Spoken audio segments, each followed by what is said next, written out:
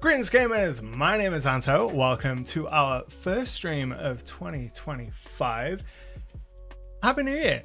Good to see you all, I can't see you. You can see me, I can't see you. That's how this works.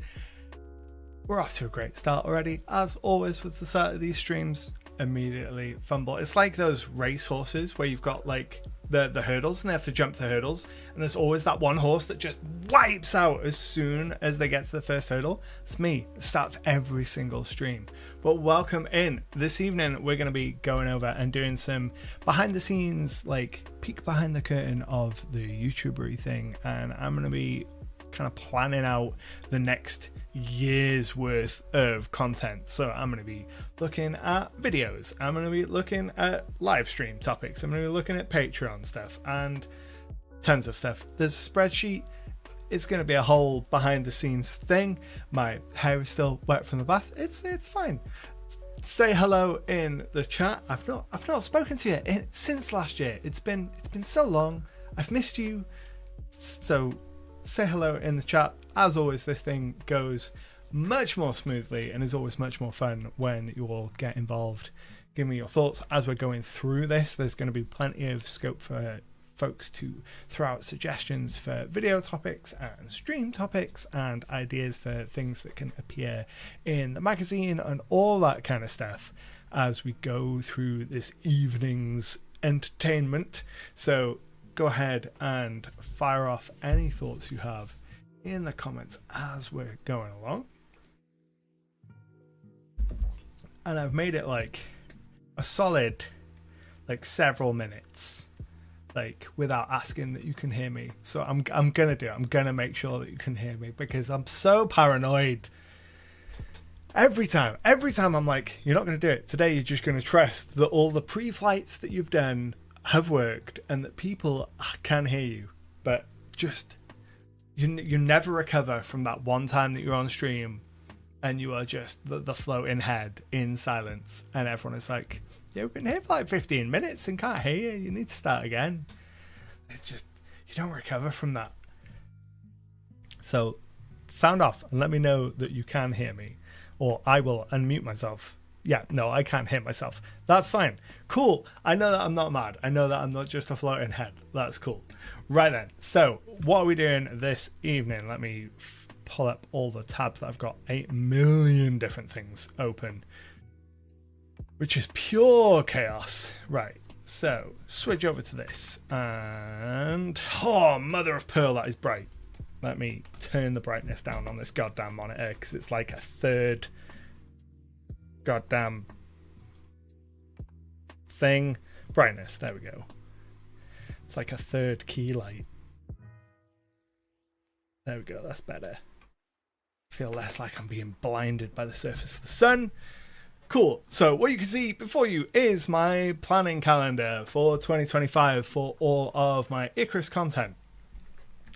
This is the first year that I'm doing it like this. Usually I have like a big kind of overarching, I have a whiteboard that I would used to do it physically, like an old school whiteboard, one of the paper flip ones where I'd kind of break it down by quarter and be like, here's the things that I want to do, and that was no longer fit for purpose. Welcome in, Jess. And I've switched over to this spreadsheet instead, and it's got a whole bunch of different columns. We've got Patreon content for stuff for SIDEQUEST. We've got newsletter content because I want to bring the newsletter back in a big way later in the year because I'm going to be building out a new website later in the year. That's kind of in the other work column. If I go ahead and we're able to drag here, we can drag that over a little bit can we move it and make it so you can actually see what's going on? There we go. Yeah, you can kind of see that if I zoom it out a little bit more, maybe. How do we zoom? 90%. That'll do the job. There we go. There we go. Now we can get it. We're professionals. Look at this. You can actually see everything on the screen. Right, so we've got Patreon content, we've got newsletter content, we've got regular video content, we have members only video content, live streams, stuff to do for Kickstarter, and then miscellaneous other work. It's a whole heap of stuff. It does stress me out when I look at it all in one go as a whole year's worth of stuff, not gonna lie. But we have a bunch of empty space to fill. So you can see I've already started filling a ton of this stuff out.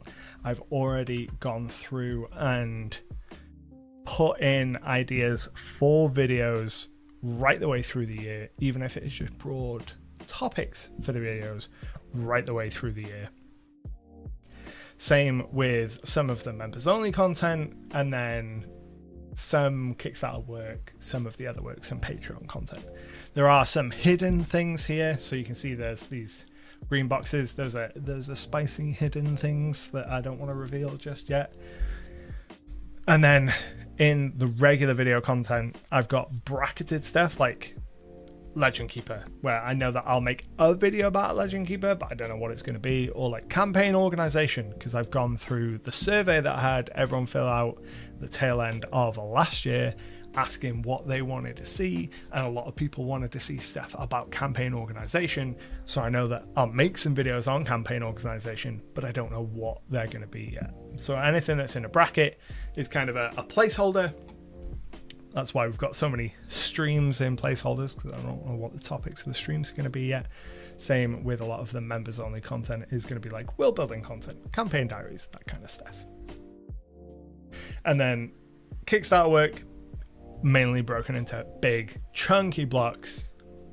Fulfilling a side quest year 3, that's the most pressing thing.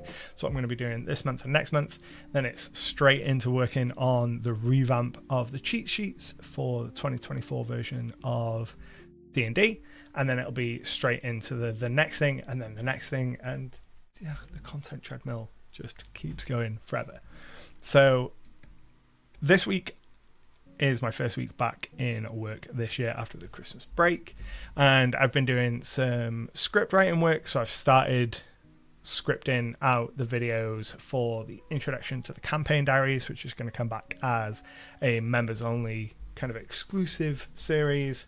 I've scripted out a couple videos in relation to Affinity and using the Affinity suite to publish TTRPG content, so the introduction to Affinity, and then also the videos on using Affinity for global colors, and I think one other, but not the text styles one, maybe one other.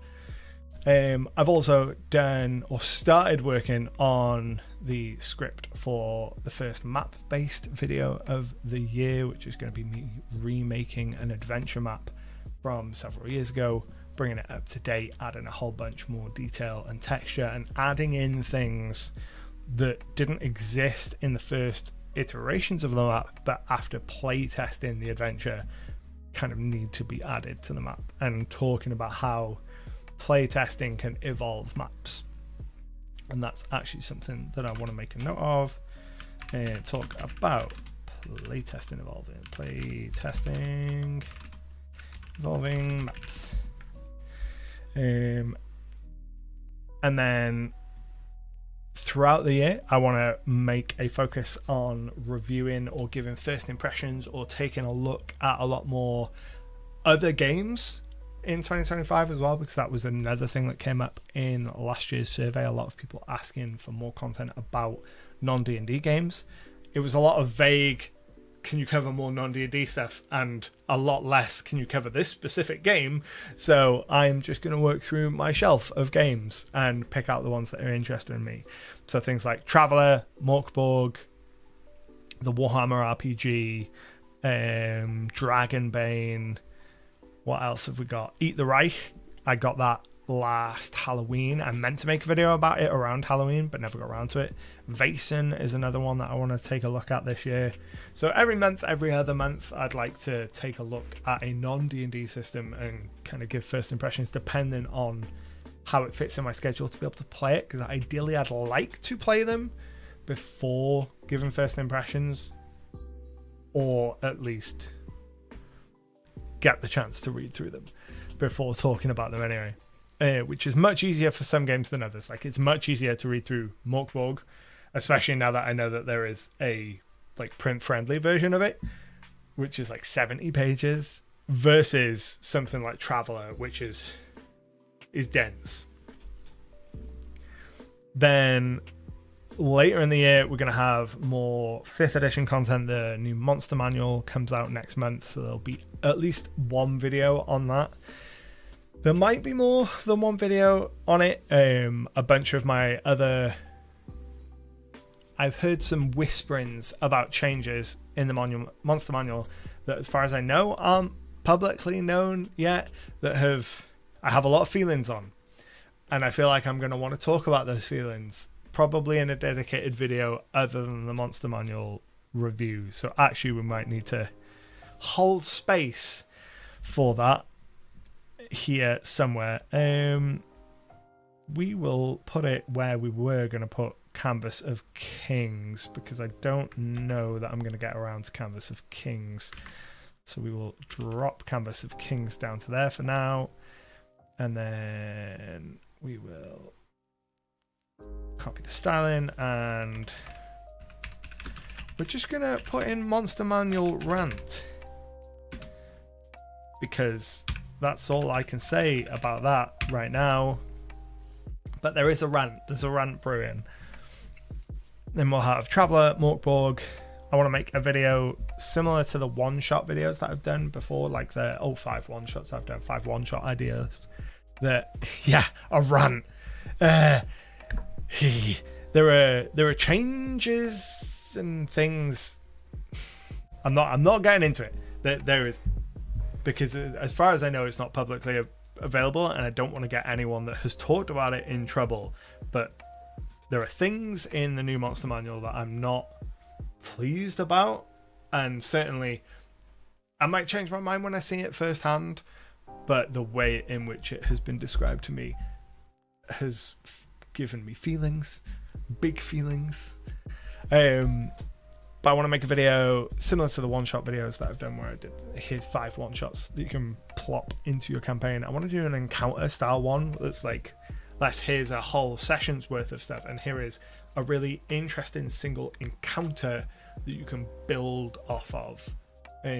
So here's a location and a monster, or a setup, something a smaller scale to spark imagination that doesn't require as much kind of setup as a full adventure. I think there might be a nugget of inspiration there that's worth exploring anyway. More Affinity stuff. I think the Affinity stuff should be pretty popular this year. Those videos have done pretty well in the past, even though I haven't intended them to, and didn't make them. I kind of made them more as a kind of documenting my process rather than making them for other people. So I'm hoping making them for other people will do really well. Once we've had the Monster Manual for a couple of months, I want to make a video talking about kind of when is the right time to switch to the new rules. Once we've had the whole suite, the new 3 core books, talk about them in full, and reference, because D&D Beyond have put out an article about that they put out at the tail end of last year, which kind of seems early to be talking about switching when all of the core books weren't out. So I want to reference back to that. Then some campaign organization stuff. Not sure what that's going to be. It'll be a case of looking through some of the survey responses, I think, seeing what some of the common pain points are for people when it comes to campaign organization. This adventure prep, how I run a published module, and I've noted Strahd specifically, this might end up becoming a much more substantial thing, actually, because I have spent the whole weekend thinking about Curse of Strahd and specifically what I would do to change Curse of Strahd and the core kind of conflict at the heart of the module and how I would adjust it and how I would run it. And I've been really excited by the changes that I've been thinking of and making. I've talked about it on Blue Sky and in the Discord, and I think that I might turn that into a members exclusive series where I go really into the nitty gritty of how I take a module like Curse of Strahd and rebuild the bones of it whilst trying to keep true to what players might expect coming into an adventure that they have some level of familiarity with. You know, because I don't want to change everything about the adventure, because Curse of Strahd is a seminal work of 5th edition. People come to expecting certain things, and I want to meet most of those expectations while still being able to put my own spin on it. Then more Foundry content, because people have been asking for a lot more Foundry content. I think that I have at least one solid idea for how to run really atmospheric Foundry games, because I've been playing with atmosphere a lot more in Foundry through light and sound, the combination of the two, and using the strengths of a VTT, really playing on those strengths to give players an experience that you just can't get at the table. To give a very different kind of experience than you get at the table, rather it being I prefer playing at the table versus I prefer playing VTT. It's more of a how do I create an experience that you just can't get compared to playing at the table. Rivera says, hey, Anna, I was wondering if you would be more advantageous to have switching to the 24 rules a little closer to the release of the Monster Manual. Possibly. We do have it currently in April versus February. Moving it up to March could work. It probably does make more sense to have it closer to the Monster Manual. That is probably a very astute observation. If I was going to do that, I would probably switch it out for Traveller and give myself more lead time on Traveller, because Traveller's just... it's so long. It's so dense, y'all. Like, I'm really excited by Traveller as a system, and I really, really want to play it. But there's so much to it, and it's a lot. So I think moving Traveller and moving that up and moving Traveller to there is actually really not a bad shout. And I'll sort the formatting for the color banding out when I'm back in Excel. I'm doing this in Google Sheets so I can show you in OBS.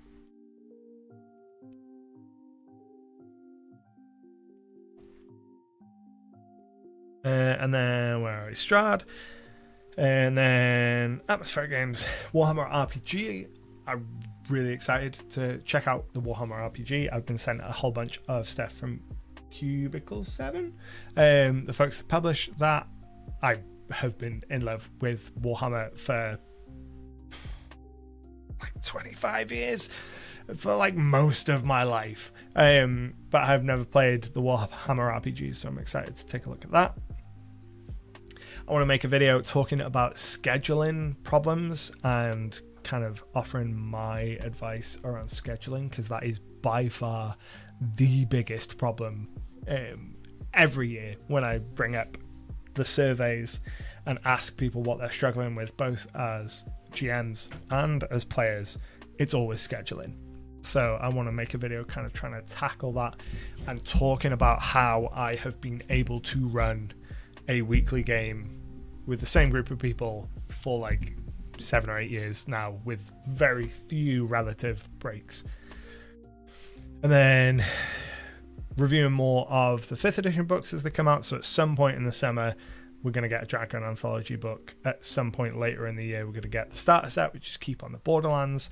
I'd like to look at that in the lens of how does it compare to the original Keep on the Borderlands. I've got the original on my shelf somewhere. And I think we've looked at Keep on the Borderlands in a stream at some point and kind of looked at how the old school style of adventure module holds up to kind of a modern sensibility in a stream. I think it was Keep on the Borderlands we did for that. And then as we get to kind of the second half of the year, we get into more vague video topics. So that is where, if you have suggestions, ideas for videos that you would like to see, this is the time to post them while I've got the spreadsheet open and can be struck by the inspiration that you provide to write it in the little boxes. And then when it comes to members content, I want to start doing the campaign diaries regularly, because we've hit the goal of the number of members needed to do that. So I'm going to bring back the campaign diaries as member exclusive content. So start tracking what's going on in my campaign again and recounting the events of my campaign. Those videos have always been very popular with the people that watch them, but have never performed very well in the algorithm, which is why they're perfect for YouTube membership, like members only content, because we don't have to kind of consider the algorithm, which is always a blessing. Welcome in, Miss Room. We're doing a whole heap of prep for the next year's worth of content. And then at least once a month, I'd like to do some kind of overview, deep dive, exploration of my homebrew world within members only content as well, because that's something that a lot of people have been asking for and has been kind of a core focus of the members only content. So I think we're going to start kind of the highest level, start with a map of my cosmos. If I jump over to the Jewel Cities and we jump over to the Planes of Existence, so I'll make a video kind of looking at this map and kind of doing a tour of this map and the realms and explaining what's going on at this level of the cosmos, and then do another one the following month talking about the Pantheon, because those two things are really kind of intrinsically linked, and talk about the pantheon of my world and all of the homebrew gods.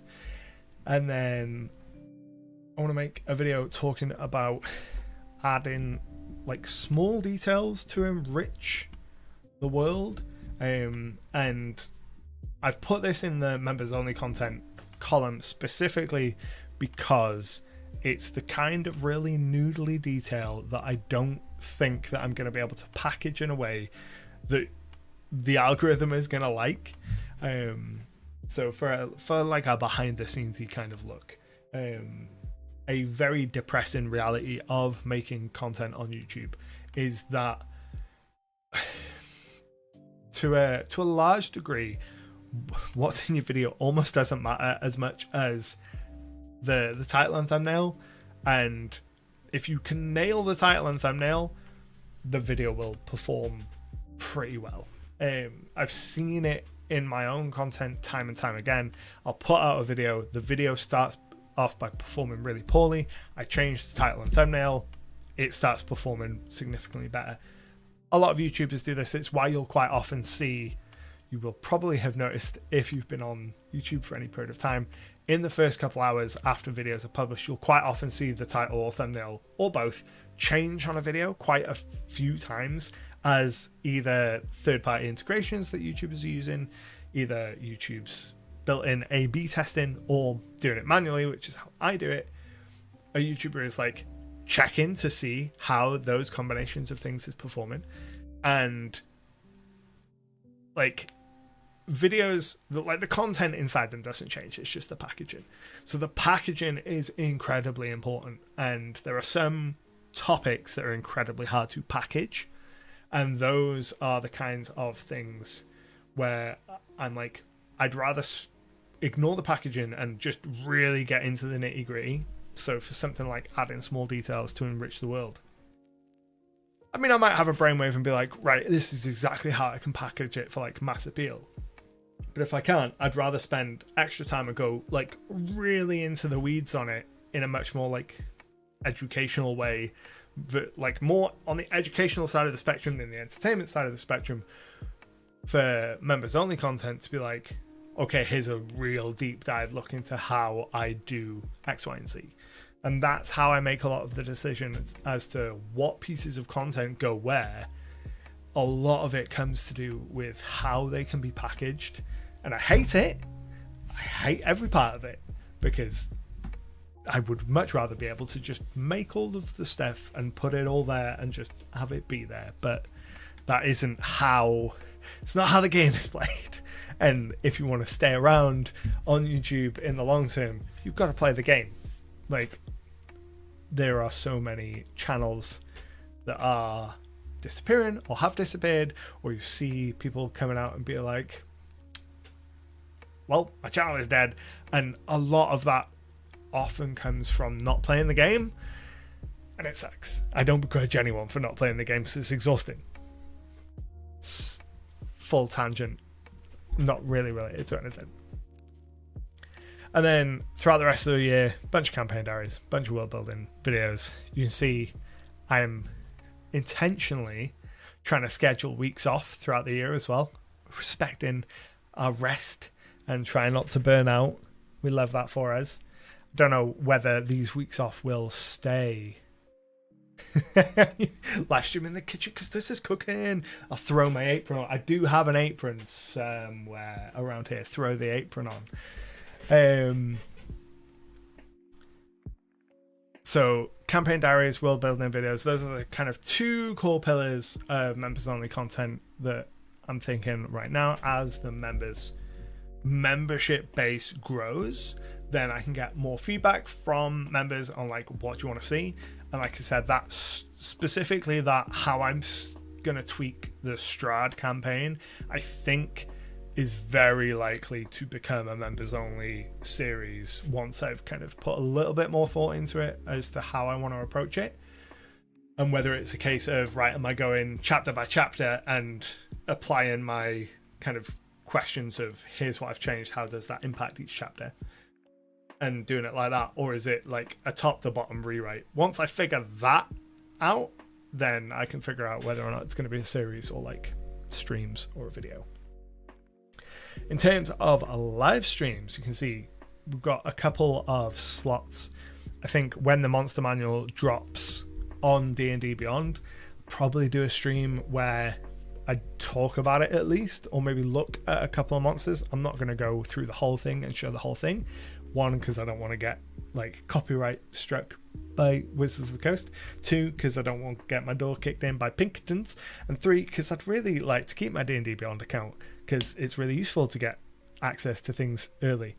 But I would like to do a stream ahead of doing the review video to kind of take a look at some of the monsters, specifically from the lens of how are we going to compare a couple of key monsters. We'll pick 5 or 6 tentpole monsters from throughout 5th edition and look at the 2024 versions compared to the 2014 versions and see kind of if we can establish what is the design philosophy for the 2024 rules coming through, and what can we learn about revised 5th edition design from these monsters, and look at it from like the designer point of view, third party designer point of view, and like what can we learn about writing 5th edition monsters from this point on by looking at this stuff. Delver says, do you have a document like this for 2024? If so, how close did you follow it for last year? This is the first year I'm going this in depth. So for several years prior to this, I don't know whether I have pictures of it. Let me go and delve into the archives and see if I can find it. Several years prior to this, I have kind of gotten an old school flip whiteboard jobby and kind of planned out quarterly videos and put like goals for the year and figured out YouTube, like new shows that I want to do, like new series, what new business ventures I want to do, like starting the magazine or starting different Kickstarters, and like planning out by the quarter. But I've never gone this in depth where I've literally got it like, right, okay, on the 11th week of the year, I'm going to be releasing a video about setting up textiles in Affinity. I'm also going to be releasing a campaign diary for members. That week I'll also be doing writing for a cheat sheet Kickstarter and working on the new website. Like, this approach is overwhelming when I look at it in terms of, oh my god, that's so much work on the year scale. But knowing any week that I can just open it up and go, right, what am I doing this week? Because that's one of the biggest hurdles being full-time self-employed, because I do this as my full-time job. Self-motivation is hard. And self-motivation when what you make is so ephemeral, like video content. It's not too bad with book stuff because it works in a cycle. I do a whole bunch of work and then I get a physical thing in my hand and I can hold it and I can show it to people and be like, look, Ma, I got a book. And that's fine. But video content and digital content, because it's not physical, it's so easy to end up at the end of a month and be like, what did I even do this month? Like, I feel like I didn't stop, but I also feel like I have nothing to show for it. And I've had that feeling multiple times. It is better, like, I try and journal quite extensively and keep track of the work that I do. And it's better, and I'm better for that. But being able to look at any given week and go, right, I know exactly what I'm doing this week. I know what video I'm working on. I know whether or not I need to do members content. I know what the topic of the stream is, if we're streaming this week. And then in those time slots that I have for my week, I know what Kickstarter stuff I'm working on and what other stuff I'm working on. So if we switch back over to my face so that I can set up the second, I'll show you how I have my calendar set up because it might be pertinent. Let me find a pretty typical week. A pretty typical week? Yeah, that looks like a pretty typical week. Switch back over to the desktop. So this is a pretty typical look at one of my weeks in my calendar. I time block most things. I color code most things so you can see that the start of most of my weeks start with YouTube stuff. So it's filming, it's editing, it's doing writing for scripts, it's doing titles and thumbnails, scheduling. That's what Mondays and Tuesdays are mostly. And then live stream here on YouTube.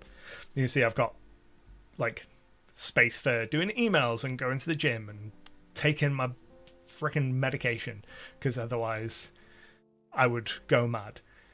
But then the second half of the week is time blocked for other stuff. So working on the magazine and then working on other tasks. So social media scheduling, working on Kickstarter, all of that kind of stuff. And like the blocks that are SideQuest Kickstarter now, once that Kickstarter is done, those will get changed to be cheat sheet Kickstarter, whatever the next Kickstarter is, etc., etc. And being able to look at the calendar and look at my time block and then look at this spreadsheet and go, right, what fits into that time block makes my brain, it takes all of the decision work out of my brain and goes at the start of the week and go, cool, I'm just here for the ride and I'm just doing what the machine tells me to do.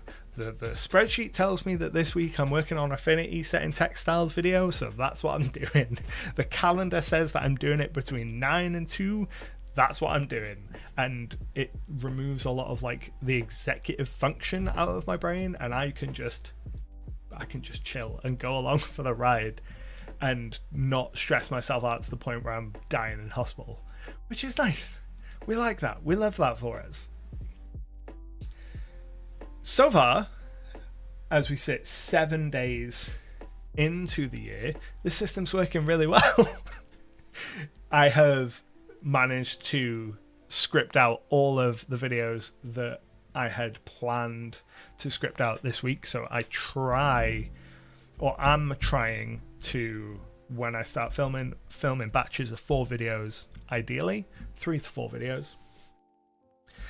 So next week will be a filming week. This week was mainly a scripting week. I took this week off from making a video so I could do this in preparation. So we've scripted the Campaign Diaries video, we've scripted the Affinity video and the Jade Tyrant map video, and we've also scripted another Affinity video and one other. I started my Morkborg video because I thought that was going to be a really simple video. Then halfway through, I realized I was ranting about something and didn't have all the information, and now I need to go and do a bunch more reading. But I managed to get all of the stuff that I needed to get scripted this week. That's all cool. And I also managed to produce like 26 technically, because 2 of the videos that I had downloaded to turn into shorts were actually kind of crap. But I have produced a month's worth of shorts today as well. So that's broadly downloading about, going on like CapCut, finding a ton of memes, sending them to myself on Google Drive, and then sitting down for an afternoon in my video editing software and composing them into videos. So that's what I did this afternoon. Produced 26 shorts, which on YouTube will keep us going till mid-February. So there'll be new content coming in to the channel, in theory, every single day, whether it's a short, a live stream, or a main channel video. And hopefully that'll keep the algorithm ticking along happily. Delva says, how many hours a week do you imagine spend working based on this type of schedule? I can tell you that exactly. Let me do the thing where I switch back to my face cam so I can load the calendar without you having to see all my emails. Where does Google tell me how many hours it is? Let me do some quick napkin math. I say quick napkin math. Let me bust out my calculator and total it up. We're going to count D&D as working because I'm a D&D tuber, so including the time that I spend with D&D, it would be 44 hours. Excluding the time spent with D&D, it's about 38 hours. Give or take.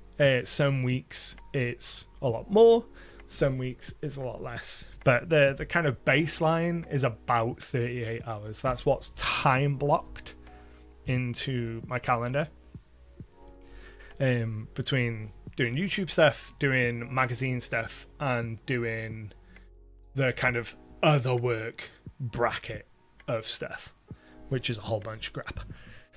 Mizram says, what is Affinity RPG? It's not actually an RPG. It is a suite of design software. It's desktop publishing software, an image editing software, and a vector graphic software that I use to make books and to make PDFs. And it's what I use to produce the PDF and book content that I produce. So I will be making a bunch of videos talking about how to use that software. So if people want to make their own products, like they want to make their own zines or want to make their own books and don't want to spend the insane amount of money that it costs to do with Adobe products, Affinity is like an alternative to Adobe.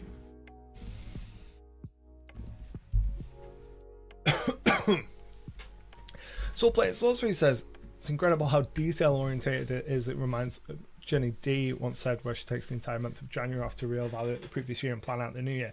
Pretty much, like, I'm taking January off of regular videos, but like you can see by the spreadsheet that other than the first week, which was the second week of my 2-week break for Christmas and New Year, I'm not taking any time off in January because I'm doing all of this other stuff.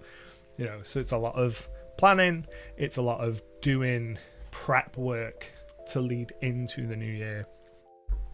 And then it's a lot of January is almost always Kickstarter fulfillment time for me because my Kickstarters almost always happen around September, October, and then deliver in January, February time. So January is almost always like Kickstarter scramble.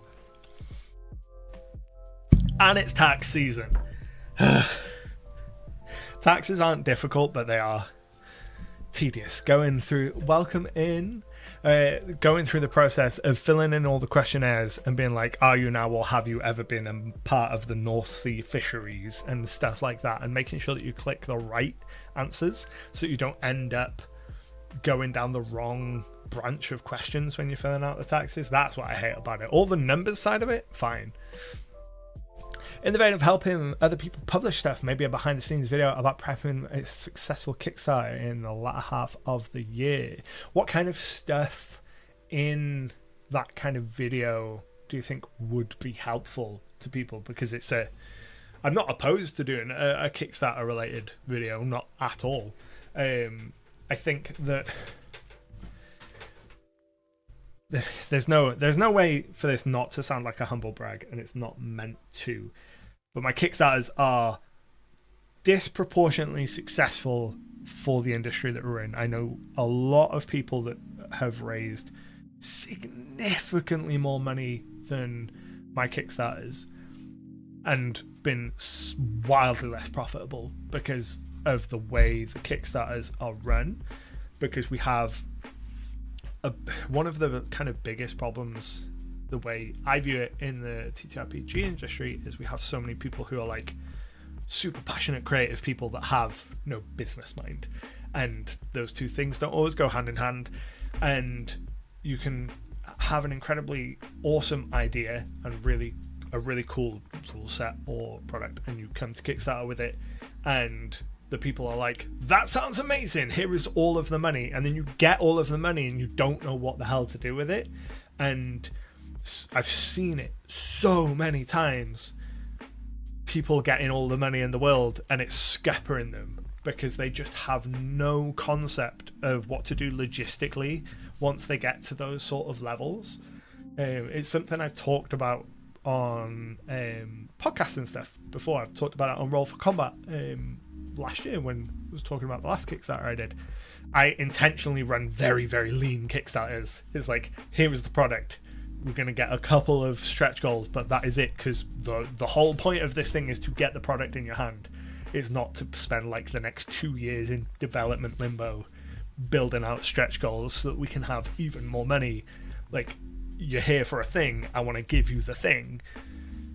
And because of that, I know like several of like our peers in our like YouTuber chat that I run who have done like triple figure 100,000 plus Kickstarters who have not made a penny of profit. And I'm like, that must be maddening to have like, here is a dump truck full of cash, and for that to be like a shackled, and for that to be like a curse, because like, I don't know what to do, one, with all of this money, and two, this thing has grown beyond the scope of what I expect.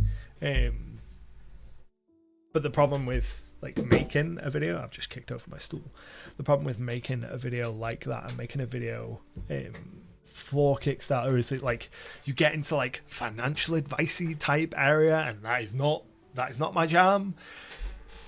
At least not on like a math skill, not an accountant, not a financial advisor. And there's so many different like variables in terms of, are you producing a digital product? Are you producing a physical product? It's something I'm not opposed to. If I knew what angle for the video I had, I'm gonna write it down in my like trove of other ideas down here at the bottom.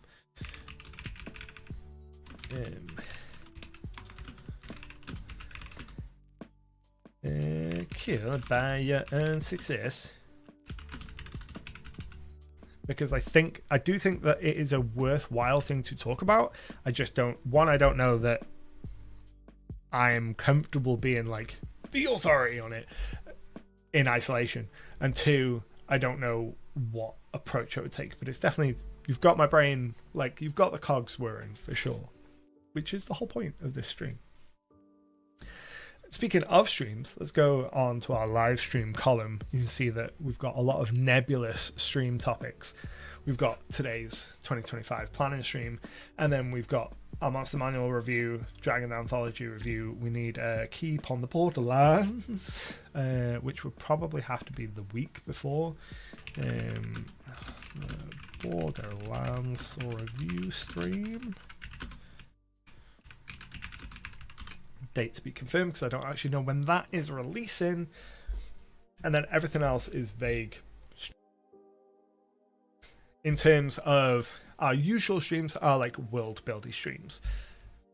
If there are any other kind of topics that you would like to see in these kind of streams, let me know in the chat, because we can start kind of slotting some of those in. If there are things that you'd like me to take a look at on stream, potentially shout that out in the chat and maybe it can go on the list. In terms of Kickstarter work, that's all pretty set up until October-ish time. I know what I'm doing Kickstarter-wise, fulfilling the current SideQuest Year 3 annual. Got a little bit of work left to do on that. Send out the PDFs for that at the end of this month. Then sort out all the physical distribution for that in February. And then after that, it's going to be straight into writing the revised 5th edition cheat sheets. Now that the player's handbook is out, it'll be right in those, waiting for the SRD to drop. As soon as the SRD drops, like 30 days later, straight to Kickstarter, 2-week campaign, fund those, incredibly simple campaign, very bare bones, lean and mean campaign, like get these cheat sheets into people's hands for people that want the revised versions. Super tight turnaround time for that, and then it's going to be straight into writing and full development work for the next Kickstarter campaign, which is going to be an adventure module. So that is going to be the Tomb of the Jade Tyrant. This is an adventure that was first published in issue 2 of SideQuest as a kind of short adventure. I have run it as an introductory adventure for multiple groups throughout the years. It's set in a desert tomb. The players go to a recently discovered tomb of the Jade Tyrant, the titular Jade Tyrant, and they encounter a bunch of undead and navigate this tomb to recover some artifacts. They have to contend with a rival party, which adds a nice dynamic to it. And since having run that, it's slowly developed and added new pieces, added a ton of new undead monsters, which I think are really exciting. And I want to expand that into a full sort of 20-30 page module booklet, like the old school, like Keep on the Borderlands was. That style of product to take back to Kickstarter the latter part of the year. So a lot of writing for that, and then run that Kickstarter in the summerish time, then a couple months of fulfillment for that. That should be quite simple, because I want to have all of the writing work done before I go to Kickstarter, to keep the workload light on myself on the back end. So it will be a case of that won't go to Kickstarter until I am done. I'm hoping by June. If it's later, it's later. And then if I can get a third Kickstarter in by the end of the year, I will, because Kickstarters are amazing from a cash flow perspective. Getting that injection of cash, incredible when it comes to being able to budget out things like new equipment, like buying new software, like being able to buy pro versions of software. Those things can run into the hundreds and hundreds of pounds or dollars. Being able to buy like new graphics cards to be able to render videos faster, and new camera and light equipment, all of that kind of crap. Like, the cash injections from Kickstarters are just invaluable when it comes to being able to do all of that stuff. Could you keep it more like an overview of things one should keep in mind? Marketing, shipping, how much of development of your product should be done, that sort of stuff. Yeah, it could be more of like a general high level, here are some of the things to keep in mind. I think that sort of video is less useful, purely because there's a lot of videos, I think, or a lot of resources like that out there. And I think the benefit of me making a video when it comes to Kickstarter is I've done quite a few TTRPG Kickstarters now. I've done multiple successful ones. I've done multiple ones that are fulfilled pretty much on time or within like 3 or 4 weeks of fulfillment. Like Annual 2, we fulfilled in like 4 months. You know, the last TTRPG product I backed on Kickstarter didn't start development until started development before I had even started writing year 2 of SideQuest, and didn't arrive to me until months after I had fulfilled and printed year 2 of SideQuest, which blew my mind. Like, it was such a long development cycle, and it wasn't like a full system. It was, I'm being vague because I don't want to throw shade at the product. It was, for what it was, it felt like the development was outrageously long. And a big part of that was that it was wildly successful, and that success turned into a logistical nightmare. And it was a case of, we expected to ship like 100 copies, and now we're shipping many more than that, and it's created problems that we hadn't anticipated. And I think that from the Kickstarter side of things, that is where a lot of TTRPG creators fall down, is either they don't have like the numbers brain or the business knowledge, or they just simply don't know where to go to get that information. Like, they don't know what shipping companies to use or what printing companies to use and that kind of stuff. Or they don't know the people who would know them. Like, the I know a guy rule, super powerful, being able to just message someone that you know has connections to be like, hey, who do you use for printing? Like, can I have their email? And then being able to email that company and be like, yo, can I get a quote for like 5,000 copies? Of how much would it be to get this shipped from China? Like, so that I know, like when I run my book Kickstarters, like I said, I run them intentionally small, because my main goal is to give the people that want the physical book a chance to get the book as quickly as possible. But I always keep in the back of my mind, right, this could blow up, and if it does, the scale and the way that we have to handle this entirely changes. And that kind of knowledge, I think, is way more useful to someone wanting to like run a TTRPG Kickstarter than just kind of high level, how to run Kickstarter in general. But I mean, maybe I could do both. It's one of those things with YouTube in general. You put out a video, the video does well, it gives you kind of the scope and almost like the permission to do more videos about that topic. So it's always difficult from the video side of things to know how much to devote to a certain topic before you start making it. Like, you'll notice throughout a lot of the list of videos here, like Legend Keeper, I know that I can make Legend Keeper videos, and I know that the Legend Keeper videos will perform well. Don't know what the topics are going to be. That's why they're vague. Campaign organization is something I know a lot of people ask for, but I don't know what I'm going to do for it. Vague. The Affinity videos have performed well in the past, which is why they exist on there. But there's not a lot of stuff in this year's of content. Like, there's not a lot of surprises to me in this year of content. Which sounds ridiculous, I know, because it's my YouTube channel. Why would there be a surprise?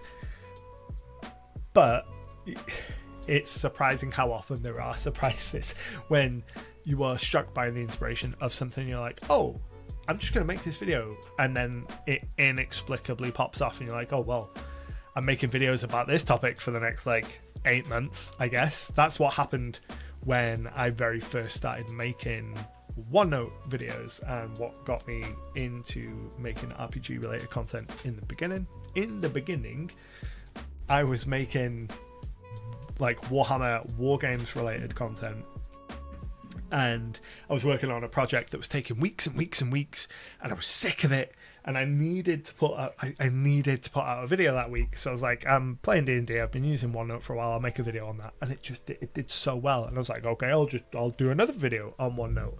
And it continued to do well, and before you know it, I didn't have a Warhammer channel anymore, I had a D&D channel.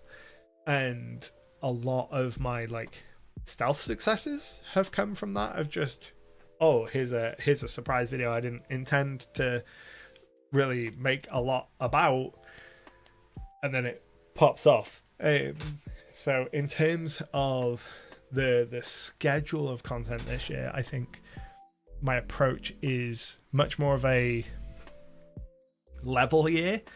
I never expect any videos to pop off massively, but my approach in all of these are all videos that, with the exception of maybe the 5th edition review content, because that does tend to be a bit more peaky and seasonal, because it's new hotness that comes out.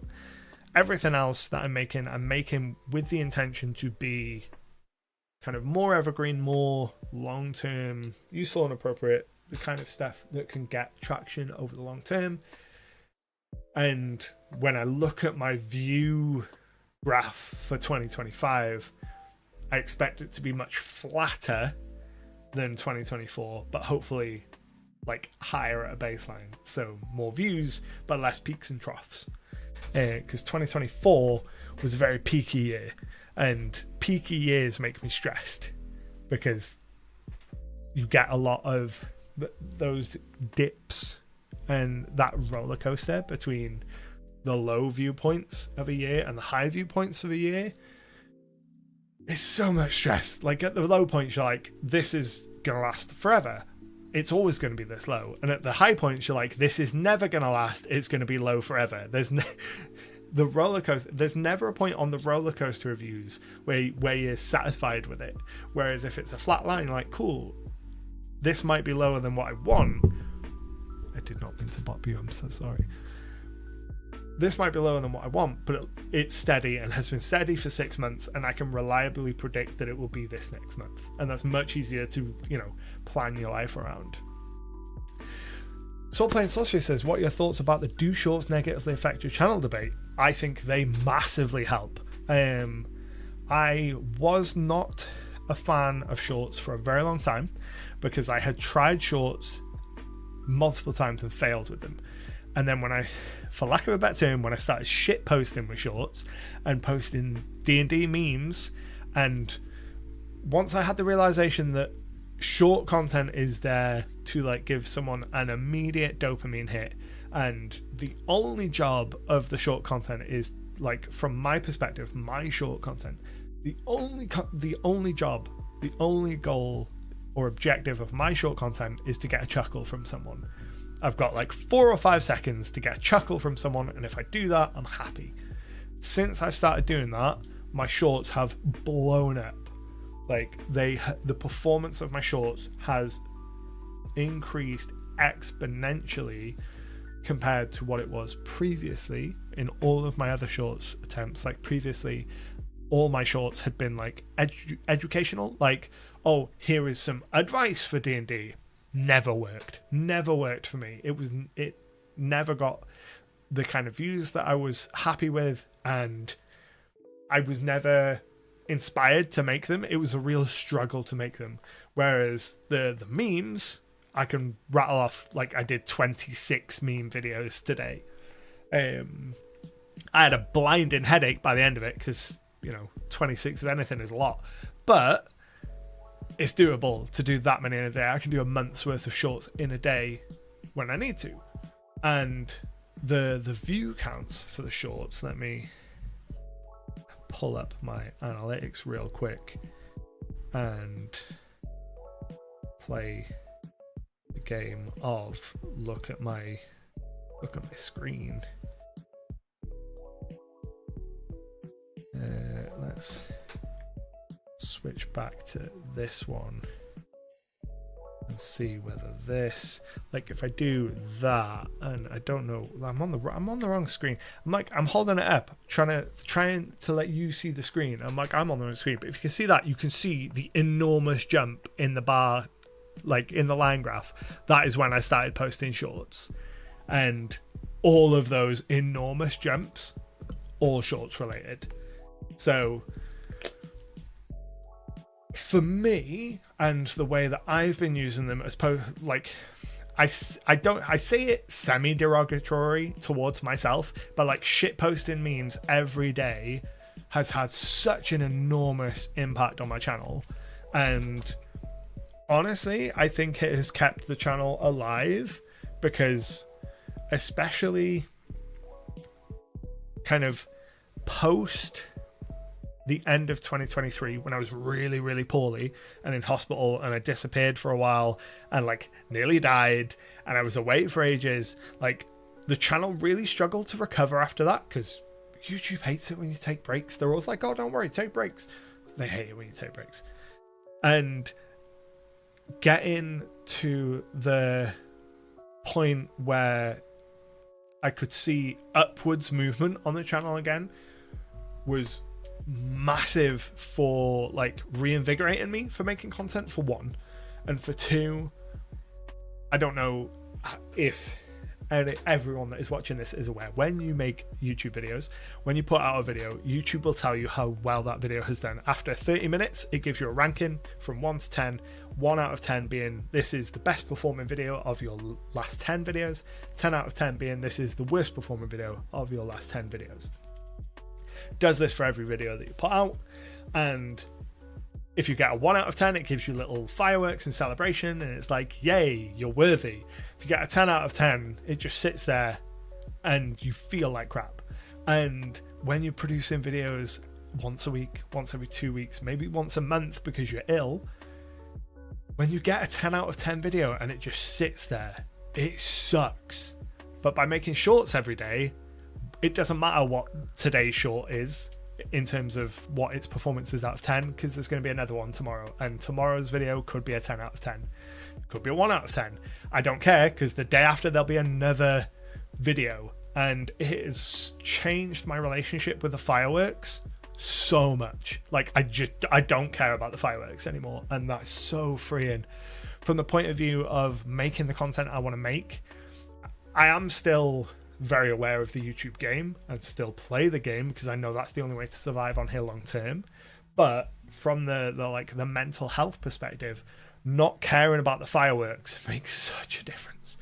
Like being able to just load up my YouTube studio and see that, oh, today's video was a 7 out of 10, but it's fine, it's a short video. Tomorrow there'll be another one, that one will probably be a 3 out of 10. It's no big deal. Like I only care about fireworks on my Friday videos, and even then I can't dwell on it, because the very next day a short will come out and I'll have a new out of 10. It's been really liberating. Like I can't understate how much it has changed my relationship with the analytics, and especially when the shorts themselves have been performing really well. Like 2024 was the first year that it passed 1 million views in a 12-month period, which is really nice. And so much of that is thanks to shorts. So for me, switching to shorts and specifically like making that realization, I think it was Ricky from Zipper on Disney, while we were talking about this, he was like, people like to laugh, and it's such a simple observation, but it hit me like a truck, and I was like, oh my god, of course they do, of course they do. And it completely changed my approach to shorts, and I was like, cool, that's my one goal, get a chuckle out of someone and move on with their day. That's all I need to do. And like when people comment on the shorts saying they're enjoying them, or like comment about the jokes and stuff, and just knowing that someone has opened up their phone and got a chuckle out of it, or like it brings a little bit of joy to their day every day, just gives me the warm fuzzies. And I like that as well. That helps when it comes to like the good mental health feeling about making content, because the whole process of making content is a really weird one, and this is the weirdest job in the world. Like it's a really hard job to explain. Like I recently, over the Christmas break, I met some of my girlfriend's friends for the first time, and the question of, oh, what do you do for work comes up, and it's such a hard thing to describe. I'm like, well, I make YouTube videos, but I also make books and a magazine and like 8 million other different things. But it's so hard. Jacob, I'm so glad that you've been enjoying the shorts. Genuinely, really, really glad. Like, when I started making them every day, I was really not resentful of them, but I was really dismissive of them because they, like, from a production standpoint and from like highbrow writing, like, I felt too good for the shorts is what I think it boils down to. When I first started making them, I was like, I have been making informational content for so long that memes feel beneath me. And when I was making the memes to begin with and they were doing well, I think I resented them doing well because I felt like, why are the memes doing well when this like valuable informational content that I'm making doesn't get like 15,000 views in an hour like this short just did? But like that comment of people like to laugh really was like the slap in the face that I needed to be like, get over yourself. It's not that deep. People just like a chuckle. They expect, like, the shorts feed is such a small attention span thing. It's completely different. It was absolutely what I needed to reframe the way I think about it. And in doing so, it's changed just so much about the way that I am approaching content in general. I don't think we'd have the new YouTube memberships without the shorts, because I think that I wouldn't have been like, right, okay, we can split this stuff into membership content. I'd have been too concerned with this doesn't package well for YouTube, because I'd be too fireworks coded about getting those ones that 1 of 10s, because it like really does mess with your brain the way every single video that comes out has that immediate kind of, here is how worthwhile you are from YouTube. And I know that when they introduced that's not what they were trying to do with it, but there's no denying that that's what it's become. You know, you get that immediate numerical rating, and it's hard not to internalize that as, oh, well, I'm not as good as I was last week, or I haven't had a 1 out of 10 in months, or the last 3 videos have been 10 out of 10s. I'm an awful content creator. I've forgotten how to make things that people enjoy. And it's impossible not to spiral and go down bad rabbit holes for that. But getting that daily cycle of the number changes every day, the number changes so often, I can't be concerned with what the number is. So I just don't care. And it's been amazing. I've had a lot of tangents today, a lot of like real deep cut behind the scenes stuff. And I'm here for it. The number game is crazy exhausting. It is like, this is the greatest job I've ever had, and I am incredibly privileged to be able to do it, and I'm incredibly grateful for it, and grateful for the support that I get from all of you fine folks. But it's also an incredibly exhausting job, because a lot of days it does feel like there are a lot of things stacked against you. Like, I don't necessarily ever feel like YouTube is against me. It can feel like that. But I think anytime I'm like, oh, YouTube is against me, ultimately it's because I've not tried hard enough. It's because I have put out content that is just not good enough.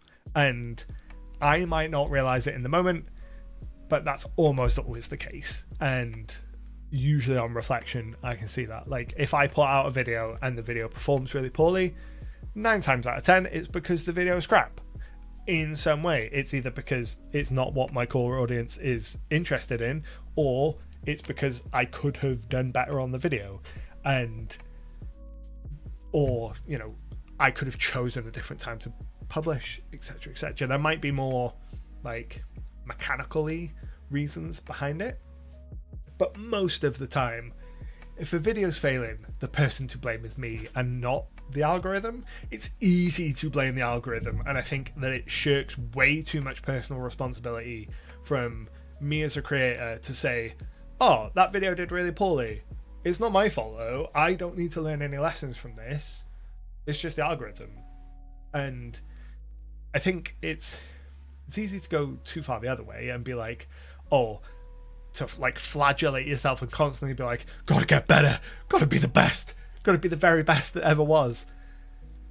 But I think like a healthy dose of, no, actually sometimes you are just the problem, is really useful for keeping like a level head in this kind of job, because otherwise, like, especially in this current climate of algorithms and AI and machines, and it's just so easy for us to say, not my fault, it's the machine, and it's so easy for the audience to go, yeah, it's not your fault, it's the machine, pop off, king.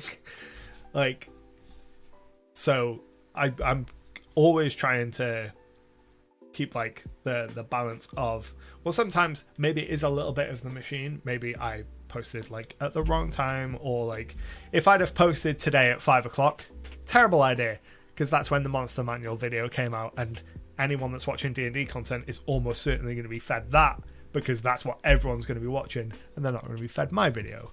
That is an algorithm thing, but at the same time, D&D Wizards made it very clear that they were posting that video then.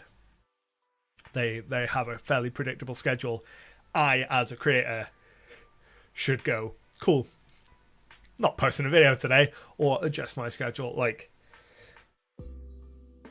the smaller, nimbler venture like pivots and moves around, that kind of thing.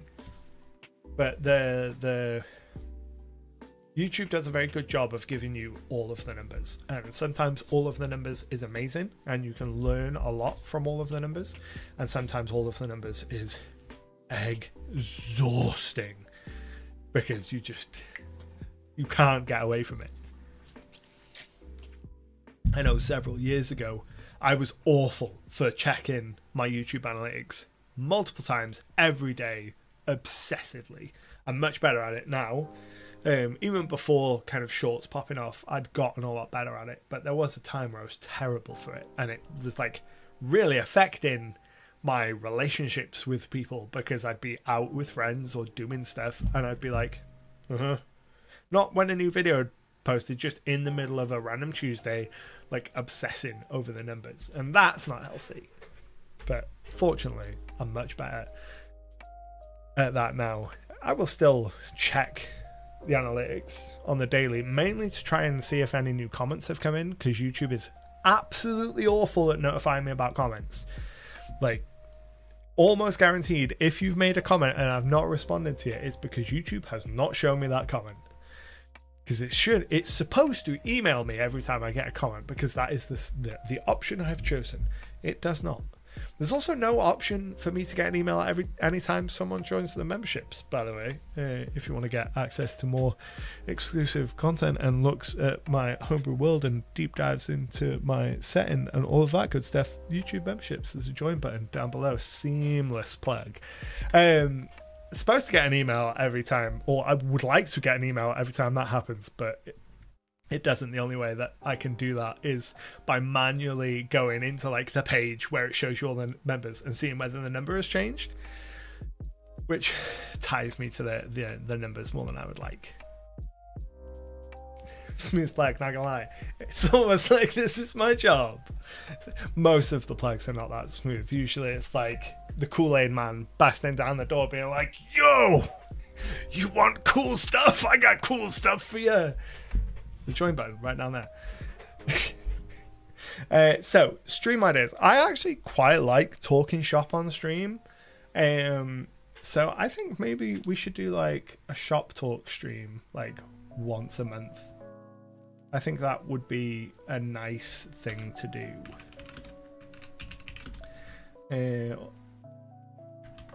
We'll start at once a month and see how we go, and we'll start it at like the 1st of, so we'll skip it for that one, or we'll add it for that one, just so we know what it is. I don't know what these shop talk streams can be specifically, but I do like talking shop. I've always liked talking shop, and I like talking about the nitty-gritty minutiae of doing this job, and talking about behind the scenes stuff. It's one of my favorite things about getting to guest on Good night, Mizraim. I hope you've enjoyed the stream. Thank you for joining in. It's one of my favorite things about getting to guest on like other YouTubers, podcasts and stuff when we get to talk shop in those contexts. Especially because I run a group with a bunch of other YouTubers in it, so we get to talk shop in that, and usually that comes up as a matter of those discussions. And I like getting into the weeds about the specifics of like doing this work, especially with people that don't do the job but are like actually interested, genuinely interested in the process of YouTube and the behind the scenes stuff, because it is a weird ass job. Like most days I sit here and I talk to the camera, or like I write about weird monsters that don't exist. Like it's a very unusual job. It makes it very hard to describe, but it's also makes it like there's a lot of moving parts to it. Like I feel like if YouTube ever tanked for me and I needed to go out and get like a real job again, I would kill it in interviews when they're like asking me questions like how did your previous job prepare you for X, Y, and Z? I'd be like, well, let me tell you a freaking story, man. Whew. You've never had your entire livelihood threatened by a faceless company that's going to try and take away a license that they actually can't legally take away, and the whole internet blows up, and then suddenly you're part of an Avengers style team up like video animation. Whew. Like shit's wild. And then like it's all resolved, but it's not actually resolved, and then everyone hates you for carrying on making videos about the company for a while, and then everything's fine, but it's not fine. It's what it like. That interview would be mad. Does fit. We're hitting that point of the evening. Brains shutting down. Speech function no longer works. Does talking to the camera for that amount of time feel isolating? Yes, it does. It's 100% the worst part of the job is how lonely it is. It's why I do the streams, because the connection with you all and being able to talk to you all is lovely after a day of sitting here and talking to the camera and being like, yep, this is a really weird, lonely thing to do. And it's also why I try and connect with other creators as much as I can, because it is a lonely job.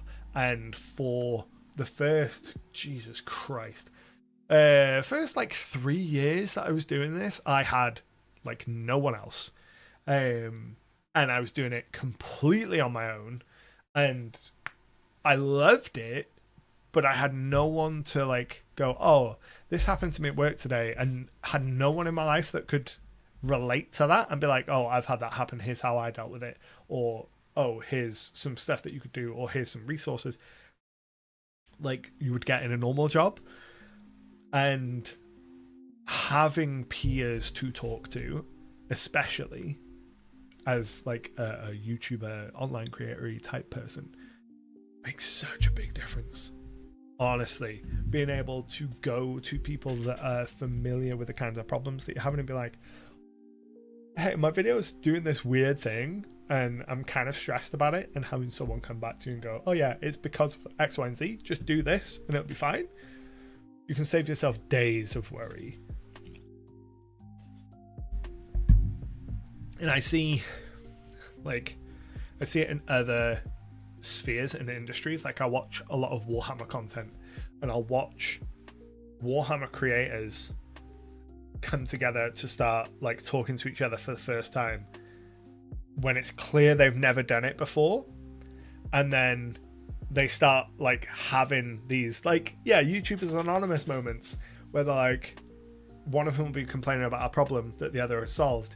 Like I watch a podcast called Jugs, and it's 3 former Games Workshop employees talking about miniature related stuff, and they quite often go on tangents talking about YouTube-y stuff, and one of them will say, I had this YouTube related problem, and another one will be like, oh, here's why that's happening. And in real time you're watching these things happen, and you're watching the kind of isolation of being YouTubers break down, and I love to see it, because being a YouTuber is such a strange job, and it's such a strange job when it is such a public facing job. Like, you say to the average person on the street, I'm a YouTuber, their brain's gonna go to like Mr. Beast, or those really high profile people, and they're like, oh well, you're being seen by thousands of people, how can that be isolating? And I think it must be a very similar thing for any kind of performer, be it actors, musicians, anyone that has like a stage where there's a lot of visibility upon them, but they are there alone, or with a very small group. So like finding your people is incredibly important for that. Fortunately, there are multiple groups. There's like professional networks and stuff. There's the TIN, I think it's called. There's a UK based network for tabletop creators. There's a whole bunch of different resources, but you've got to be, you've got to know where to go to find them. Being seen is like being seen in a retail store. It's nice and all, but it's not socializing. Exactly. Like, it's not having a bunch of people watch you in the form of a video. It's different in a live stream, because like, y'all can make comments, I see them, and I can respond to them immediately, and there is a back and forth, and it can be conversation. Whereas in a video, I might sit here and talk to my camera for 45 minutes, and you might not see that footage for 6 weeks. That's a very different kind of interaction. And when you make comments, I will comment back, and then in the comments there is discussion and connection. But in the actual video making process, that process is hellish lonely.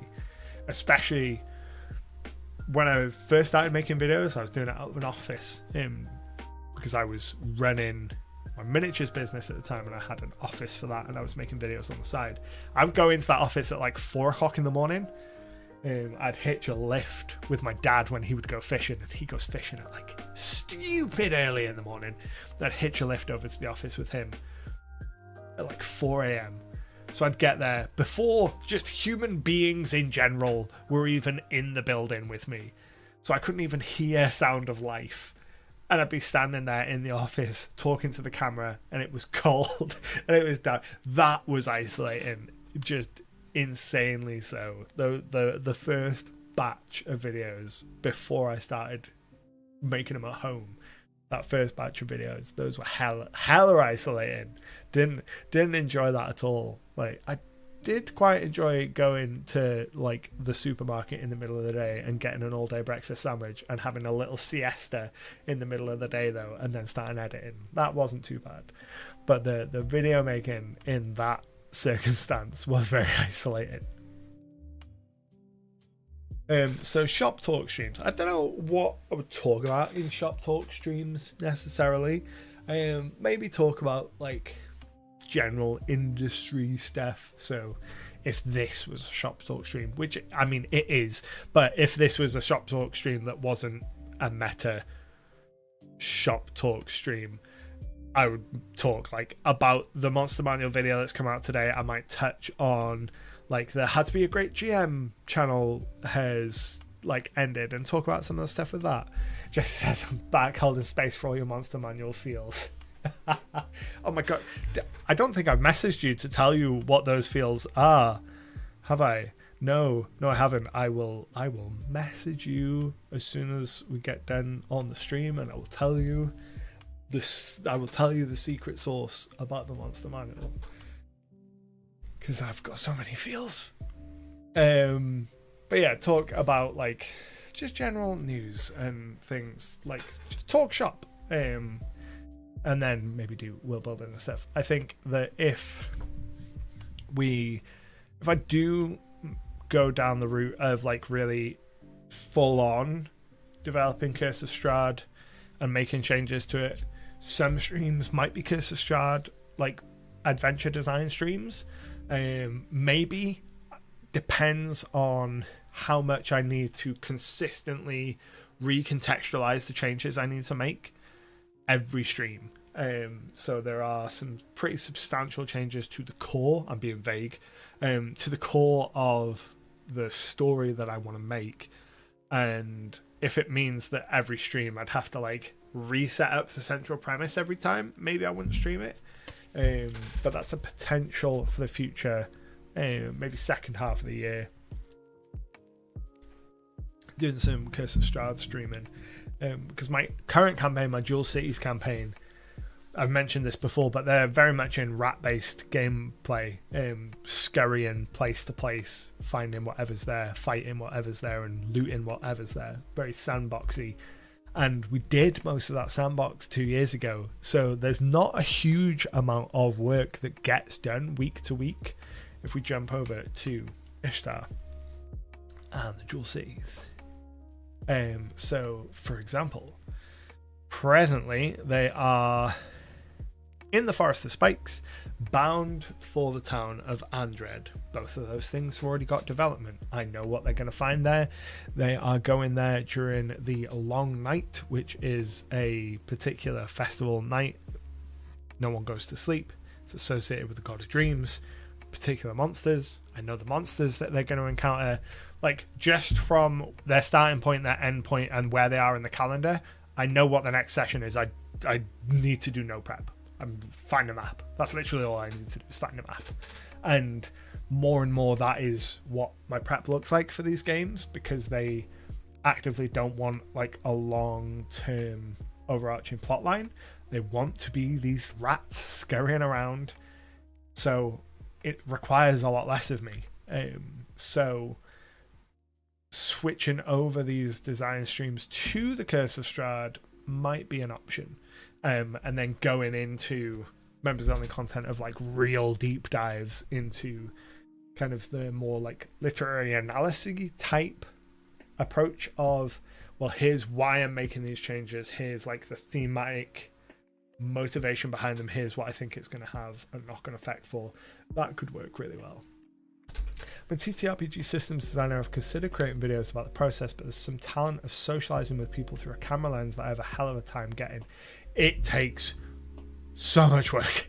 Like, it took me so many years to be able to speak like a normal person in front of a camera and at a normal cadence. It's taken such a long time to not over enunciate. When I go back and look at old videos, especially, Jesus Christ, I can't bear to watch a lot of my content without speeding it up. Even now, hot inside goss for you, I still speed up my videos a little bit. Like, I will film a video, and when I bring it into my image editing software, video editing software, I will usually increase the speed of the video by about 10%, just because the cadence of my speech when I'm recording to camera infuriates me with how slow it is, because I'm being very particular about making sure I'm enunciating.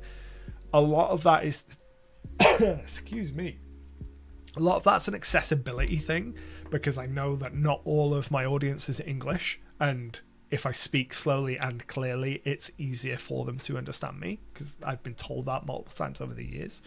Like, I've had people say, I appreciate your slow, deliberate cadence because it's easier to understand you. But man, it drives me wild when I'm in the video editing software and I'm like, Anto, just get to the point, man. Stop taking these long pauses. I know that you're formulating the thoughts in your brain, but please just verbal diarrhea for a bit, because I cannot bear to listen to this. So yeah, I will speed up my own speech just a little, just like 10%, just so I feel like the speech in the video hits my more natural cadence, more akin to, I think, what you get in the streams. Because on the stream, I'm like, cool, no one's expecting to come into the stream and get a very concise, succinct piece of information about a topic delivered in 10 to 15 minutes, broken down into like 3 like specific points that they can take away and go, right, okay, and I understand that thing now.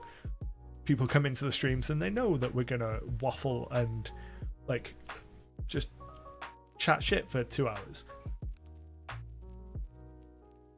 So I'm fine in a stream. It's much easier for me to talk at a normal kind of cadence. I do take a lot of pauses anyway. I always have.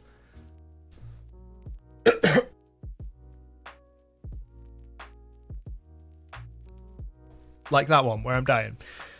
But it does take a lot of getting used to. The biggest thing that I struggled with when I was getting started was filler words, as, likes, pause, that kind of vocalization. I got so sick of cutting those out. Oh my god. It really taught me to stop using as many filler words, specifically and ahs. And it's part of why that I have so long of pauses in my speech now, because that's where most people would fill a word. And my brain is like, you will not fill a word. I will not chop out filler words out of the goddamn videos. Dead space it. Because when you're going through the video editing, I edit my videos by sound. So I look at the sound, filler word. I look at the soundscape, the audio track, and it's much easier to see where there is a pause, because you'll get the vibrations, the audio, and then it'll just flatline. So when I take a long pause, I can go snip and just cut that out. So a lot of, like, when I'm recording to video versus talking normally or talking in a live stream, I'm using a lot less filler words because I'm very intentionally trying to make my editing life easier, because I hate video editing. Like, I don't mind the latter part video editing, adding memes, adding effects, adding jokes. I love adding things to make myself laugh in videos. But I hate the start of video editing where I'm doing the rough cut. Rough cutting is one of my least favorite things possibly in the world, because I just have to listen to myself over and over and over and over and chop out all of the little bits and all of the dead takes. And it, like, if you are a person who struggles to listen to yourself, making videos will either make that much better because you'll just get real used to hearing your own voice, like I've gotten mostly all right with myself now, or it'll really send you spiraling because you have to listen to yourself so much, just again and again, take after take. It's one of the benefits of not doing videos with a script, is you don't have to do the same take all the time, so you don't have to edit yourself flubbing the lines. It's one of the big problems with recording scripts, is you get to see where you stumble, and then you get like 8 takes in a row where you mess up the same word, and you're like, I hate that word, I never want to say that word again. This is just the worst. It's like, it's the Michael Scott meme. We're like, this is the worst. I've been trying to cut out fillers forever. They annoy me when other people use them. Maybe I need to start making vids to traumatize myself into it. Basically, that's basically what I did. I traumatized myself into cutting out my filler words. Not perfect, but I use so many less filler words than I used to. And it comes in handy sometimes. I think it was the last games night we had. My friends and I get together and play like board games every now and again. And we were playing a game, I can't remember what it's called. It might be called where the point is you're supposed to describe a thing or say a thing, and you're not allowed to use filler words. I was amazing at that game because I've traumatized myself out of filler words. So there are benefits. Let's jump back over to spreadsheet and have a look and see. So we've got shop talks, we've got monster manual reviews, shop talks. Though we might start doing Strahd streaming. Had similar issues with enunciating and rambling away being northern, but it's so exhausting with Hashimoto's, and I need a break consistently. Yeah, when we're streaming, inevitably we get about an hour in and my brain starts turning to mush and I start flubbing all of my words and start breaking down and becoming an incoherent mess. Jess says, I'm always amazed at the detail. See, flubbing the words. Amazed at the detail of your homebrew world. Thank you. Such compliments. Flattery will get you everywhere.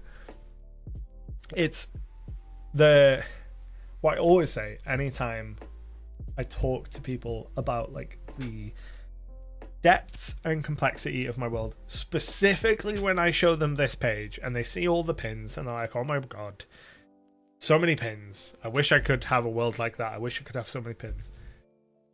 I'm always very conscious to be like, this is my job.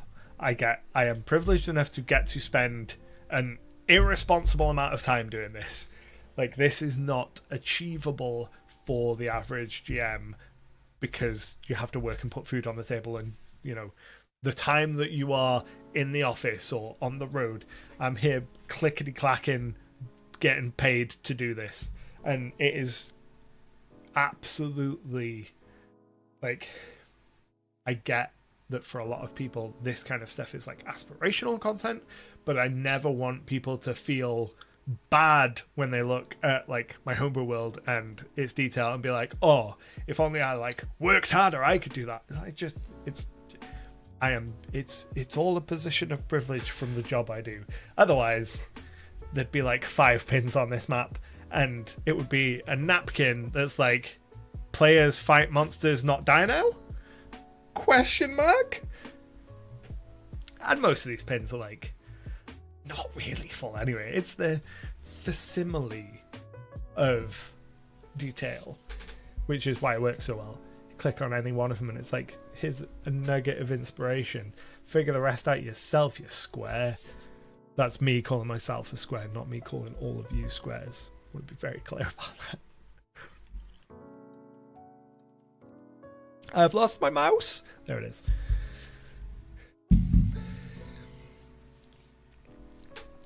Right then, so what other videos and gaps in the schedule have we got? We're looking pretty good for the first half of the year for specific video content. I'm pretty content with how things are looking content wise up until June, July sort of time, and then we get into the more vagaries, but that can be filled out. I don't like, it is kind of unreasonable to sit here and be like, yeah, I know exactly to the minute detail what every single video is going to be for the next 52 weeks. Like that is unhinged. This is already pretty unhinged. The only thing we've not really gone over is Patreon content. So let's have a look through some of the Patreon content, and I'll talk about some of that. So I've also not talked about some of the changes that are coming to Patreon over the coming months. So up until this point, SIDEQUEST, which is my RPG magazine, has been published monthly. That is going to be changing, or is changing, has changed. It's in a state of flux. Up until now, SIDEQUEST has been monthly. SIDEQUEST is changing to be a quarterly publication, primarily because the grind of producing monthly content. In addition to all of this, hopefully now having seen the web of spreadsheet, you can understand why I'm doing this, was driving me to madness. And I just couldn't keep up that schedule. I need the flexibility that quarterly is going to provide. So we're going to be moving SIDEQUEST over to a quarterly publication for like the polished magazine, and then patrons will continue to get stuff every month as and when I'm done with it.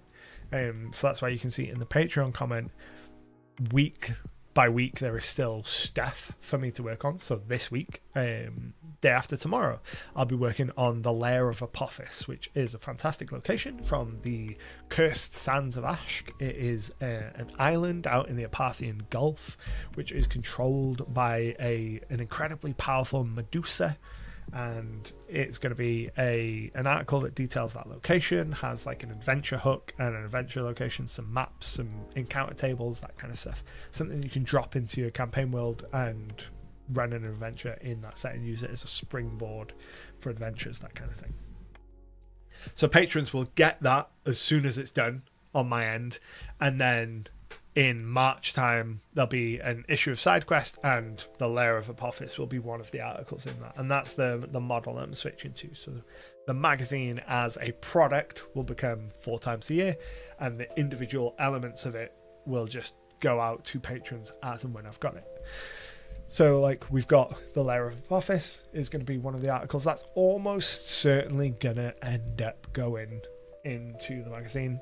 Then we've got I want to do an article about ley lines, because I did a video talking about ley lines recently, and I have some ref mechanical ideas that I don't think there's enough of them, or I don't think the ideas are kind of general enough for like the magazine itself. Like, I don't think they're the kind of thing that a wide audience would look at like on the shelf in a bookstore and go, that slaps, I really want that. But I think that for people that are interested, they're going to be like, that's really cool, I want more of that. So that Leylines article will go out to patrons, but won't necessarily go into the issue of SideQuest. So the issues of SideQuest will become kind of a best of Patreon 4 times a year, and that's going to allow me a lot of flexibility, both in terms of my schedule for producing the content, but it also means I'm not going to be tied into only producing content that is like mass market publishizable. Words are hard. Which means I can get weird with stuff again, and I've missed getting weird with the content on Patreon. Then there's some secret stuff in the green boxes, and then we're going to have some musical elementals. This is a concept I started playing with for my homebrew campaign. The players encountered some like spirits, elementals that were like the spirit of music, and I was like, this is an idea that I would like to develop more beyond what I did for the actual adventure that I ran for my players. I ran some reskin monsters with some homebrew abilities built on top, which worked fine for the adventure, but running it through that sort of like playtest, I was like, I can immediately see how I want to do this for a proper monster. So I'll be building out some elementals where their element is the element of music, and I think that's going to be really cool. Some new magic items in February, then a bunch of secret stuff all the way through to March.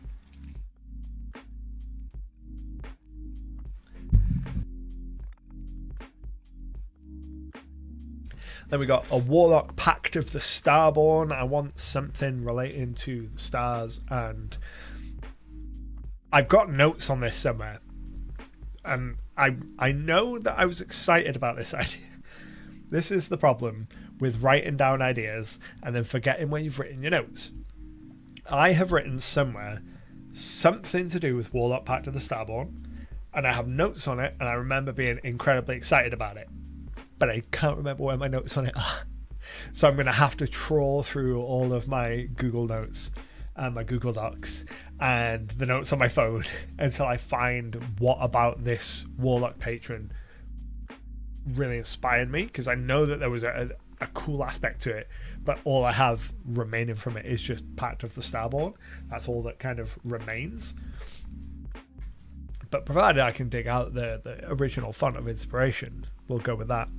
And then more fantastic locations, monsters related to that, potentially some Reforged monsters depending on how I receive the new monster manual. If I'm underwhelmed by it, then I will make my own versions. And then some of the stuff that I'm most excited for this year are new classes. So I really want to make a 5th edition gunslinger that is its own dedicated class. I've got a lot of ideas with the tropes of gunslingers and representing that mechanically, like shooting trick shots and doing like the gun standoff at high noon, like fanning your revolvers and doing a bunch of mechanical stuff with that I think will be really cool and exciting, and some subclass stuff that I think will be interesting beyond just here is a pistol gunslinger, here is a sniper gunslinger, but instead taking gunslinger more down the Stephen King route of gunslingers are a type of knight and a like social class, and more like have gunslingers have like almost like paladin pacts and take that down the route of their subclasses, like the desperado, that kind of element of the lone gun, those kind side subclass, that's the word, I'm losing my voice, elements. And then an iconic gunslinger, because anytime we introduce a class, we need to introduce an iconic character for that, like we've done for the other 12 classes. Want an article on menhir, which are stones of power. These are things that exist in the Jewel Cities. If I can find one, there's one right here. So they are standing stones, very similar to Skyrim. Places you can go in the world, interact with them, and gain temporary or permanent buffs. And I want an article talking about them, giving some examples, giving some inspiration, giving a table of here are some menhir to put into your world. Here are some buffs that they can give. Very easy kind of point of interest shotgun that you can apply to your world and go, right, I'm going to look at my map. Here's 20 points of interest I can place on it today. Very quick and easy way to rapidly build out like high level detail onto your world. Then another class that I'm excited for is the Commander. This is going to be my version of the Warlord. This is something that I have been tinkering with for literally years, trying to get the Warlord right. I've had other people try and write it for me. I've tried to write it, and I've been bouncing around with it and really struggled with it for a long time, because I think the Warlord is such a iconic element of 4th edition that I think really struggles to work in 5th edition because of the presence of the Battlemaster when you consider what you want the Warlord to do on paper, or at least when you consider what a lot of people say they want the Warlord to do. And I'm really excited by the ideas I have for the Commander, taking the Warlord and taking the focus away from like the maneuvery side of things and instead putting it more into that kind of social fighter element. Then an iconic commander, and then an alchemist class, because we need an alchemist class. We need a dedicated alchemist class with subclasses for poisoners and bombardiers and, you know, grenadiers and all of that good. A mutagenist. My brain doesn't know how to pronounce the word right now, but like an alchemist that can Dr. Jekyll and Mr. Hyde themselves, that can inject themselves with weird batshit concoctions and turn into gribbly monsters. Awesome, sign me up.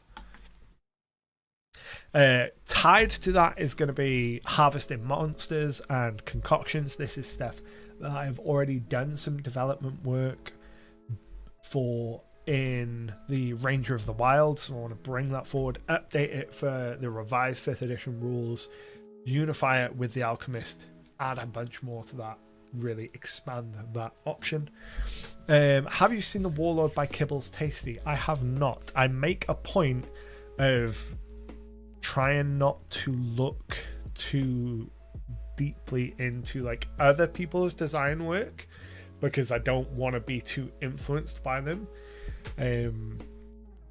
Whenever I'm designing things, it sounds strange. Whenever I'm designing things, I'm always designing them for myself first. Like, I have an idea of the fantasy that I want to commit to paper first and foremost, and I tend not to look at like other versions, certainly other third-party versions of them, until I've at least got the first draft of my own. Different to previous editions of first-party material, so like with a Commander or Warlord, I'll go and look at the 4th edition Warlord, because that's a key cornerstone of what I'm looking to be inspired by. Or I'll look back through 3rd edition, 2nd edition, like official D&D material to see how the kind of baseline element of whatever I'm designing has been done in the past. But otherwise, I want like my vision to make it out of my brain onto the page as not tainted, but as undiluted as possible in the first draft before I start looking beyond. And sometimes it does mean that I'll make a first draft and it ends up being very conceptually similar to something that already exists very like popular, something that is already very popular and does exist, and I shelve the idea, and I've done that a whole bunch of times. Other times I've gone, I don't care that my thing and this thing are similar. I think my thing is worthy of existing too, and publish it anyway. But I always try not to look at other third-party stuff when I am actively in that kind of early developmental phase. Sometimes it's impossible because, you know, I will be inspired to make a thing long after actually having read another version of a thing, and then it's a case of, no, actually I can do it better than that version, and then it becomes a case of, how do I do it better than that version without like making it seem like I'm throwing shade, because that's not what I'm doing. That is a concept I struggle with like remaking official stuff all the time. I'm like, yeah, I don't really like the way that you've done it. Here's my version, which is why I will usually start like with the Ranger of the Wild. The Ranger of the Wild starts with like a thesis statement being like, here is how I envision a Ranger. Here is why the current Ranger does not meet that vision. Here are the objectives of the redesign, so that someone can read it, and if they don't enjoy what I've done with the class because it's different to their version or their vision for a Ranger, that's not my problem, because right at the start I've said, here is the goal of this redesign of the Ranger. It's going to be no magic, it's going to be much more grounded, it's going to be X, Y, and Z. And then as long as I have met those design criteria through the process, I'm happy. Like, if someone doesn't like it at the end, that is entirely fine. But if I'm setting out my design criteria at the start of the project and meeting it by the end, that's all I can hope to do. Spell catalysts are another thing that I want to do. This is a concept that exists in a couple of different games and a couple of different like editions of D&D style things. This is one of those things what I'm talking about, where I have seen it and am aware of it throughout editions and have taken on that sort of inspiration and would like to incorporate it in 5th edition and take that inspiration and make a version of it, like I said. Spell catalysts are like a component, my lips are incredibly dry, a component system that you can take to empower spells, change spells, alter spells, and they are kind of a spell tweaking system. Which I have some scratch notes. The further out we get from today now on this calendar, the less and less notes I have on these things. But I know that it's something that I'm actively interested in doing. And now that the Patreon content isn't guaranteed to end up in the magazine and isn't guaranteed to end up in print, I'm much more willing to go, okay, here is a spell catalyst system. It's not full and it's not feature complete necessarily, but it is a thing and it exists, and here is a version. Take it and run with it and do what you please with it. Maybe in the future it will end up in a version in an issue of the magazine. And switching out to quarterly and also decoupling everything that goes out on the Patreon has to end up in the like marketable version of the magazine is going to be really freeing in that sense, and that's something I'm really excited about. Oh, that was a lot of talking. My voice so hoarse. What time are we on? We are on almost 10 p.m. So I'm going to start winding us down because my voice cannot take much more of this. It's screaming in protest. We have not done this in many weeks and it's very tired. So as always with these kind of streams, what I'm going to do is we're going to hang around for like 10 more minutes. If you have any questions, comments, anything that you want to know related to this stream or anything in general relating to the YouTube channel, my homebrew world, anything like that, now is the time to ask it while I take myself a beverage and start presenting you with a variety of links for where you can find me across the internet and engage with the content like our algorithmic overlords demand that we do. The simplest thing to do is, if you are enjoying it and have gotten any kind of value out of this evening, please do hit the like button below. It does actually help. I know you're sick of YouTubers telling you that it helps, but it really does. There's a reason we all say it. Like this shilling part of the job, it's another part I hate, but it's part of the game. So we're going to put on our minstrel hat and dance for our dinner. And I'm going to post out some links here. What link are we going to start with today? Let's start with the Discord. If you want to carry on getting involved in the conversation and talk to a whole bunch of people that love TTRPGs just as much as I do and as much as you do, the best place to do that is on my Discord. The link is in the chat right now. I'm dying. There's a whole bunch of channels dedicated to being GMs or players, map making. I've got a channel in there for YouTube members and Patreons to just talk exclusively with them, which is all good stuff. No specific question, but just want to drop in and say a massive thank you for all the content you've been putting out. Appreciate all the guidance and advice in your videos. I'm so glad that you do. Thank you very much. I appreciate it when lurkers, for lack of a better word, for when people who don't typically comment drop in to say, I don't normally comment, but I appreciate you, and I appreciate that, and it makes me feel good, and thank you very much. What is going to be our next link?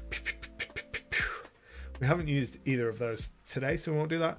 We'll do DriveThruRPG. If you want to get hold of a whole bunch of my PDF content, included just tons of free stuff, and who doesn't like free stuff, go ahead and check out my DriveThruRPG. I've got a whole bunch of useful stuff. Again, sorry for bopping the mic. I'm so sorry for your ears. A whole bunch of useful stuff for running your games, for campaign prep, all that kind of good stuff over there on DriveThruRPG for free. So even if you don't want to part with your money, because cost of living, times tough, I get it. Whole bunch of free stuff on there. Go download all of the free things. If you do have some pennies going spare, there is a join button for YouTube memberships. You get a whole bunch of exclusive videos. There's going to be a whole bunch more, as you can see in our column of the members video content from this evening. There's going to be campaign diaries talking over my campaign as I go through running that this year. There's going to be more in-depth world building videos talking through my homebrew world from top to bottom, really in depth. And depending on whether people are interested in it and how it shakes out, we might get really in depth into my kind of reframing of Curse of Strahd in some members on the content this year as well, which will be really fun. I also have Patreon, where you can go and pick up issues of SIDEQUEST, my magazine, and that's going to be currently every month. I haven't changed the text yet. It's moving to quarterly, so the next issue is going to be out in March, I believe, but you can pick up the current issue as well as the last issue before that, and if you sign up now, you'll still get access to all of the content I release between now and March before it gets packaged up into a nice, neat little bundle of magazine goodness. I don't know why I went like a Victorian little chimney sweep there. I think that is all the links that I have to post out to you this evening. I hope that you've enjoyed this. I hope that you found it useful and inspiring. Is that the word? Maybe. Inspiring. Let's go with it. I hope that you've found it inspiring. I hope that you've been so inspired. I hope that I've inspired the heck out of you, and you've enjoyed hanging around with me this evening. I appreciate it. I always appreciate speaking to you and hanging out with you, and I'll be back next week, same bat time, same bat channel. We'll do some world building next week, looking at the dual cities of Talavar and figuring out where we're going to go with the next leg of my campaign. But until then, happy gaming.